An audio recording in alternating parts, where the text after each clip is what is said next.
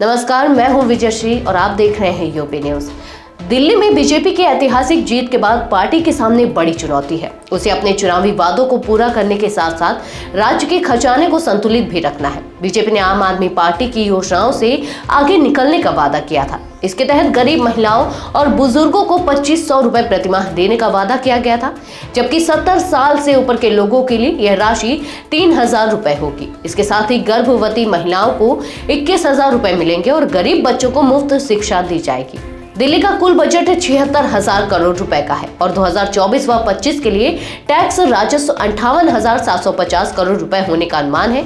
इस बजट का 22% यानी 16,396 करोड़ रुपए शिक्षा पर खर्च होगा। इसके अलावा आवास, शहरी विकास, स्वास्थ्य सेवा और सामाजिक कल्याण जैसे क्षेत्रों में भी खर्च होगा। लेकिन इन योजनाओं को लागू करने के लिए पैसों का इंतजाम करना एक चुनौती है।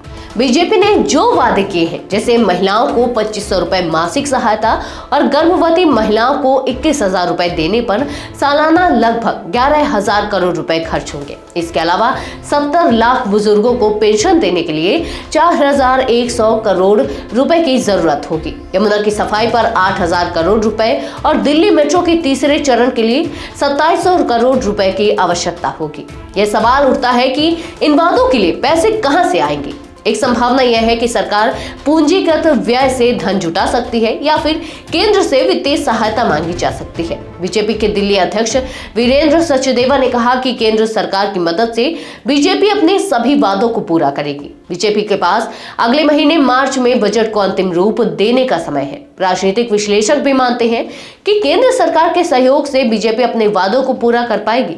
इसके अलावा सरकार के पास जीएसटी कलेक्शन और अन्य तरीकों से भी धन जुटाने के रास्ते हैं।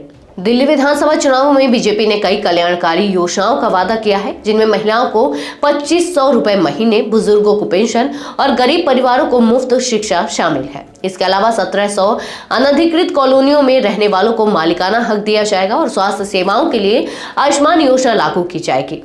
बीजेपी का कहना है कि केंद्र और दिल्ली सरकार मिलकर इन योजनाओं को सफल बनाएंगी। इसके अलावा बड़ी कंपनियों से CSR यानी कि कॉर्पोरेट सोशल रिस्पॉन्सिबिलिटी के तहत फंड जुटाने का भी विचार किया जा सकता है, जिससे गंगा की सफाई के लिए केंद्र ने राज्यों से सहयोग लिया था। अंत में यह कहा जा सकता है कि बीजेपी की चुनौतियां बहुत बड़ी हैं, लेकिन केंद्र सरकार के समर्थन और सही योजनाओं के जरिए यह वादे पूरे किए जा सकते हैं।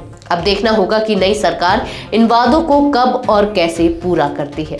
तो ये थी हमारी आज की एक खास रिपोर्ट। आपको ये कैसी लगी? अपने विचार हमसे साझा करें। इस वीडियो को लाइक और शेयर करें, साथ ही चैनल को सब्सक्राइब करें। यूबी न्यूज आपके लिए लाता रहेगा देश विदेश से जुड़ी ऐसी ही तमाम खबरें। तब तक के लिए धन्यवाद।